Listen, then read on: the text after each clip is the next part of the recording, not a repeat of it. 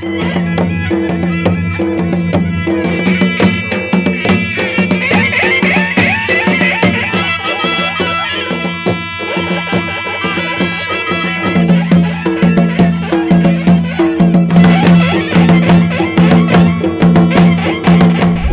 అమరవీరుల స్థూపం వద్ద ఖానాపూర్ ఎమ్మెల్యే వెడమబొజ్జు నివాళులర్పించారు.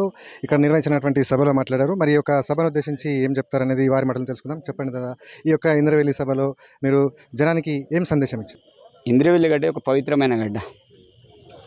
నిజంగా అమరులు అయ్యి కుటుంబాలు చనిపోయిన కుటుంబాలు ఇక్కడ ఉన్నాయి.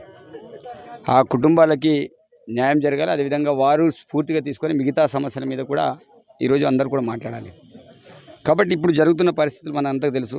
ప్రధానంగా పోడు భూములకు సంబంధించిన సమస్య కావచ్చు, రోడ్లు కావచ్చు, ఇంద్రమిల్లు కావచ్చు, ఈ సమస్యలు ఉన్నాయి. కాబట్టి ఆ సమస్యల మీద పోరాటాలు జరగాలి, వ్యక్తుల మీద పోరాటాలు కాదు.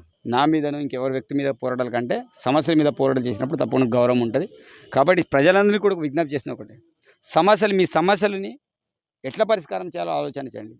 పనికిరాని అంశాల మీద మమ్మల్ని రోడ్డు మీద తీసుకొచ్చుకొని బదనం చేసే ప్రయత్నం చేస్తున్నారు. కాబట్టి అట్లాంటివి కాకుండా మనం ఒక పాజిటివ్ వేలో ఆలోచన చేసి తప్పకుండా ఇంద్రవెల్లి అమరులో కుటుంబాలు ఈరోజు వాళ్ళ కుటుంబాలు మేము ఆదుకున్నాం, స్మృతివనంగా ఏర్పాటు చేసినాం, ఇండ్లు ఇచ్చినాం, ఇంట్లో స్థలాలు ఇచ్చినాం, దాంతోపాటు రుణాలు కూడా ఇచ్చినాం. కాబట్టి ఇవన్నీ కూడా చేస్తూ పోతున్నాం. ఇంక భవిష్యత్తులో కూడా ఇంకేమి చేయాలని మనం చేయడానికి సిద్ధంగా ఉన్నాం. ముఖ్యంగా ఎక్కువగా ఆదిలాబాద్పై సీఎం ఫోకస్ పెట్టారు. ఇంద్రవెల్లిలో మరోసారి ఆయన పర్యటించబోతున్నారు, హీరాపూర్కు రాబోతున్నారు అనేది కూడా తెలుస్తుంది. దీనిపై ఏమంటారు? 100% హీరాపూర్ నెక్స్ట్ మంత్ వస్తారు. మొన్న కూడా మేము సీతకు మేమంతా కూడా కూర్చొని ఒక గంట సేపు మాట్లాడడం జరిగింది. ప్రధానంగా నేను 3 సమస్యల గురించే డిస్కస్ చేసిన. ముఖ్యంగా ఆదిలాబాద్ జిల్లాని ఒక పారిశ్రామిక కారిడార్ చేయాలనేది ఒక గౌరవ ముఖ్యమంత్రి ఆలోచన. ఉమ్మడి ఆంధ్రప్రదేశ్లోనే మనం ప్రత్యేకించి ఆదిలాబాద్ వెనుకబడిన జిల్లా తెలుసు. ప్రత్యేకించి తెలంగాణ రాష్ట్రంలో ఆదిలాబాద్ జిల్లా ఆదివాసుల జిల్లాని పేరుపోయిన విషయం అందరికీ తెలుసు. అవసర క్రమంలో ముందున్నప్పటికీ వెనుకబడి ఉన్నాం. కాబట్టి అందుకే సీఎం గారు ఒక పారిశ్రామిక కారిడార్గా ఏర్పాటు చేయడం, దాంతోపాటు విమానాశ్రయం కూడా ఇమీడియట్లీ ఏర్పాటు చేసే కార్యక్రమాన్ని చేయడం అనేది జరిగింది. దాంతోపాటు ఈ ప్రాంతంలో ప్రధానమైన సమస్యలు రోడ్లు, త్రాగునీరు, ఇళ్ళ సమస్యలు ఉన్నాయి. ఈ సమస్యలు కూడా సుదీర్ఘంగా మేము డిస్కస్ చేయడం అనేది జరిగింది. వాటికి ఏ రకంగా మెల్లమెల్లగా సాల్వ్ చేసే ప్రయత్నం అయితే చేయబోతున్నాం. ఇంకా ముఖ్యంగా ఈ ఏజెన్సీ ప్రాంతాల్లో ఈ ఏదైతే అమరవీరుల స్మారక స్థూపం కావచ్చు, తర్వాత ప్రతి ఏటా అధికారికంగా నివాళులర్పించడం, ఇవన్నీ కూడా చూస్తుంటే గతంలో చూసుకున్నట్లయితే ఎట్లా ఉండేది, ప్రస్తుతం ఎట్లా ఉంది?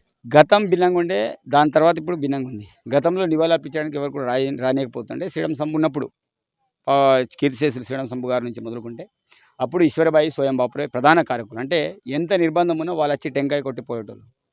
దాని తర్వాత కొంత సడలింపు వచ్చింది. పైన పోయిన గవర్నమెంట్లోనే నేనే స్వయంగా కోర్టుకి వెళ్ళి యాత్ర భుజంగరావు గారు నన్ను పంపించిన తర్వాత కోర్టు నుంచి అనుమతులు వచ్చిన తర్వాత ఫస్ట్ సారి దాన్ని ఫెయిట్ చేశాం. కోర్టు అనుమతులతోటి పోయినసారి మనం అది చేసిన తర్వాతనే నివాళులు అర్పించే కార్యక్రమం స్టార్ట్ చేసాం. దాని తర్వాత మన ప్రభుత్వం వచ్చిన తర్వాత దాని తర్వాత స్మృతివనం ఏర్పాటు చేయడం, దాంతోపాటు ప్రభుత్వపరంగా పోయినసారి కూడా ప్రభుత్వపరంగా చేసాం, ఈసారి కూడా ప్రభుత్వపరంగా చేస్తున్నాం. భవిష్యత్తులో కూడా నిరంతరం ప్రభుత్వపరంగా కార్యక్రమాలు అనేవి జరుగుతాయి. అమరుల కుటుంబాల్లో కొంతమందికి పరిహారం అందలేదు, మరికొందరు కూడా ఉన్నారని చెప్తున్నారు. మరి వారిని కూడా గుర్తించి నేను ఏమంటున్నా, పరిహారం అందలేదంటే మేము గతంలో కూడా చేసింది పోలీస్ రిపోర్ట్ ప్రకారం చేసాం. అందుకే ఈరోజు ఎస్పీ గారికి చెప్పిన రీవెరిఫై చేయండి. ఒకవేళ ఇంటే ప్రభుత్వపరంగా 100% చేస్తాం. ఆ కుటుంబాలకు మేము పెద్ద ఇళ్ళ స్థలాలు ఇల్లు కదా మేము ఇచ్చేది, దాంతోపాటు ఇంకా రుణాలు ఇచ్చేది అంతే కదా మేము చేసేది. ఏమైనా పెద్ద ఏవో కోట్లు మేము ఇది చేస్తామని చెప్తలేం కదా. మేమెంతో వాళ్ళకి సాయం చేయాలనుకుంటున్నాం. ఇంకా 10-15 కుటుంబాలు ఉంటే 100% చేసేస్తాం. బట్ జెన్యున్గా మనకు రిపోర్ట్స్ అనేది కావాలి. జెన్యున్ రిపోర్ట్ అనేది పోలీసు ఎంక్వైరీ చేస్తున్నాం. ఎంక్వైరీ చేసిన తర్వాత తప్పకుండా చేసేస్తాం. సో రైట్, ఇది ఖానాపూర్ ఎమ్మెల్యే వెడమబొజ్జు చెప్తున్నటువంటి పరిస్థితి. ఇంద్రవెల్లి నుండి శైలేందర్, ఏబీపీ దేశం.